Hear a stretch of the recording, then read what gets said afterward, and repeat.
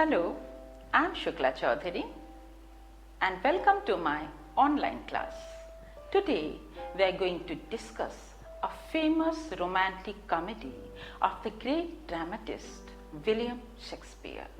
The name of the drama is The Merchant of Venice. The drama is very unique because it's a combination of romance, comedy and tragedy.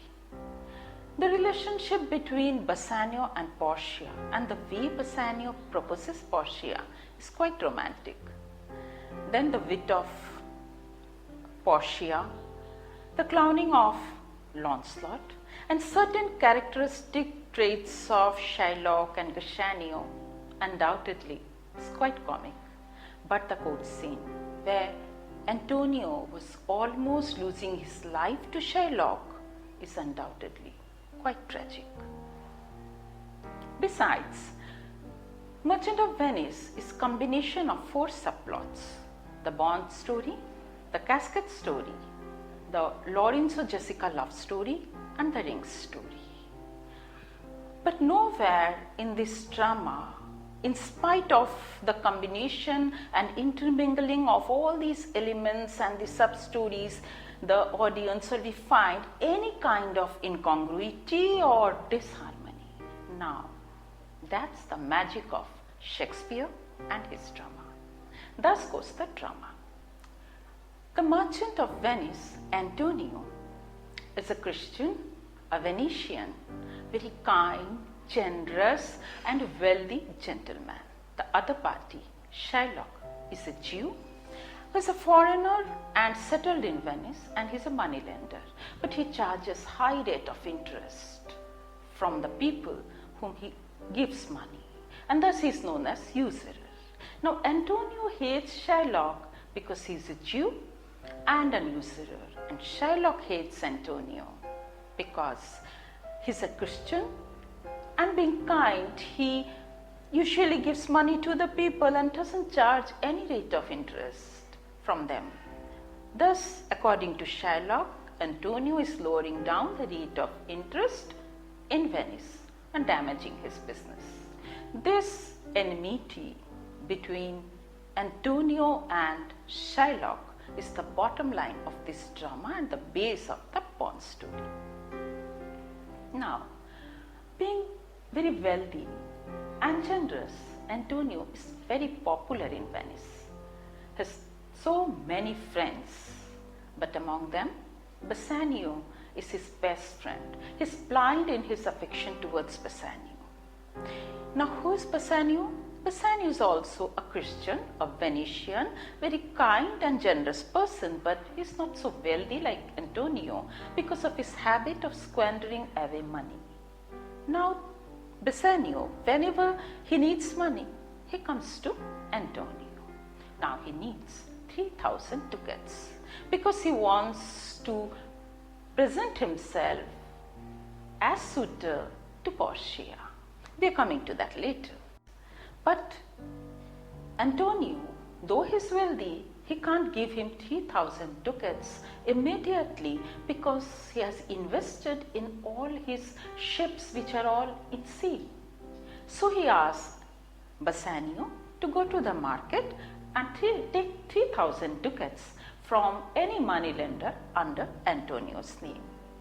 So Bassanio goes to Shylock and asks for 3,000 ducats. Shylock, after quite a little fuss, agrees to give him 3,000 ducats, thinking that if by chance Antonio fails to repay the money within 3 months, he will get a chance to take a revenge, because the conditions under which he was paying 3,000 ducats to Bassanio was something like this, that since Bassanio was taking this money under Antonio's name, if Antonio fails to repay the amount within 3 months, then Shylock is free to take a pound of flesh from Antonio's body from wherever he wishes.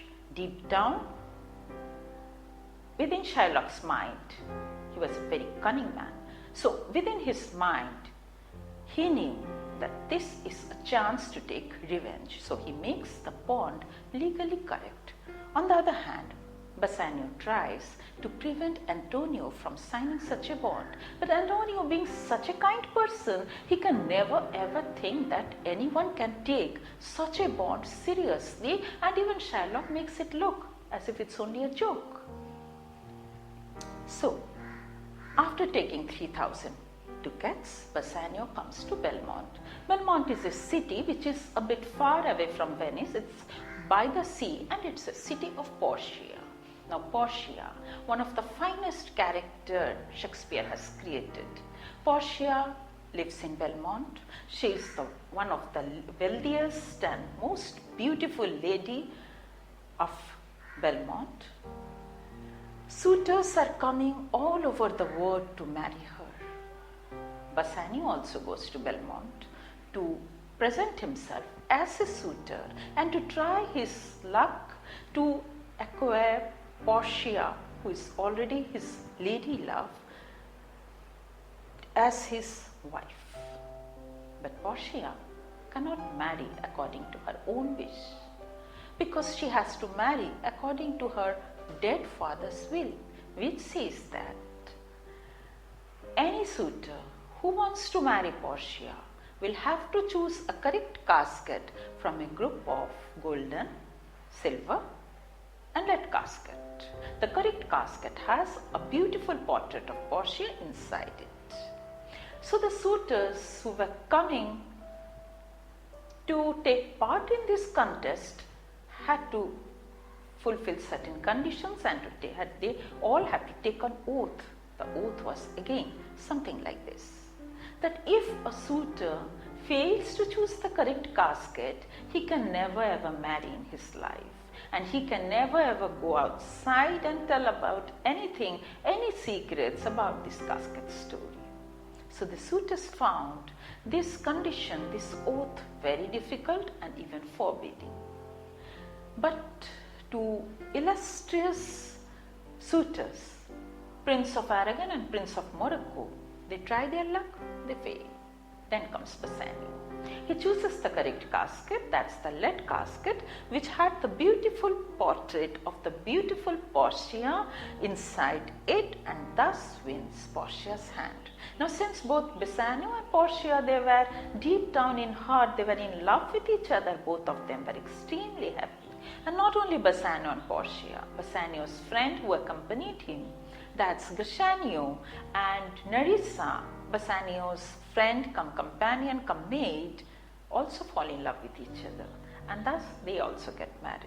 So just when there was an atmosphere of extremely happy and enjoyment, news comes from Venice. That's Antonio's bond has been forfeited. All his ships were wrecked in the sea, and he was reduced to bankruptcy. Now, Shylock is adamant about the bond. He wants his pound of flesh. Shylock was not listening to anyone.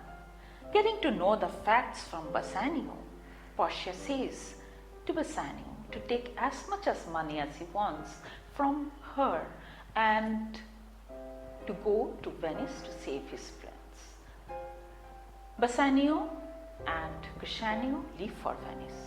Now, Portia hits a genius plan, and after coming to know that her kinsman, Dr. Bellerio of Padua, was invited by the Duke of Venice to judge this case of Antonio and Shylock, because the Duke was finding it very difficult to judge such a complicated case, Portia communicates with Dr. Bellerio through Balthasar and gets a letter of recommendation to produce in the open court of law in Venice to the Duke.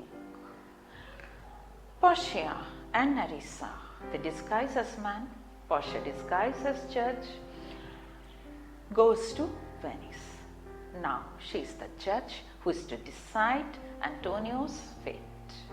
First she tries to persuade Shylock to take as much as money as he wants and to let go of Antonio. but Shylock doesn't listen. Then she tries to make understand Shylock the importance of mercy, yet Shylock is adamant. Now she explains the bond in a genius manner. Why? Because Shylock wanted only the bond. And Shylock wanted strict justice. Shylock was not ready to show any kind of any sympathy or mercy to anyone. So starts Portia. She interprets the bond in such a genius manner that she makes it impossible for Shylock to go through his bond and to take a pound of flesh from Antonio's body. Now what was that? She interprets. Shylock wants strict justice. Okay, Shylock will get strict justice. Shylock wants the judge to follow the bond. Now the judge will follow the bond. So according to the bond, there is mention of this pound of flesh from Antonio's body. But nowhere in the bond is there any mention of a drop of blood. So Shylock cannot take a drop of blood from his pound of flesh from a Venetian's body. And if he does that, he is sure to face heavy penalty. Now it's impossible for Shylock to follow his bond, to take his pound of flesh. Now he wants back his money.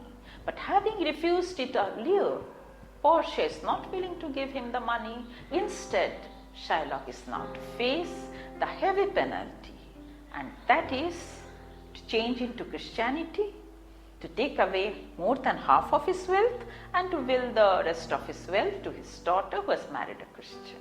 Thus, Antonio's life is saved and the evil person is surrounded in his evil designs, wins the righteous man, loses the wrong man. The end of the drama is certainly very comic. Why? Because Nerissa and Portia were able to befool their husband with their men's disguise, and they were able to take away the ring which their husbands had promised never to part with. And then again they give them back. So, The Merchant of Venice has several themes. It deals with the theme of justice and the need of mercy in the dispensation of justice, and also the need of mercy in all human relations. It deals with the theme of appearance versus reality. It deals with the theme of contrast between Venice and Belmont. It deals with the theme of wealth and usury. The play also conveys to us certain moral ideas of great value. For instance, sincerity in friendship and the need of religion's tolerance. Indeed, we have here a very rich and wide-ranging play which is highly entertaining and yet also highly instructive. No doubt that Merchant of Venice is one of Shakespeare's most brilliant, most entertaining, most delightful and most read about plays. Thank you and see you again with another masterpiece.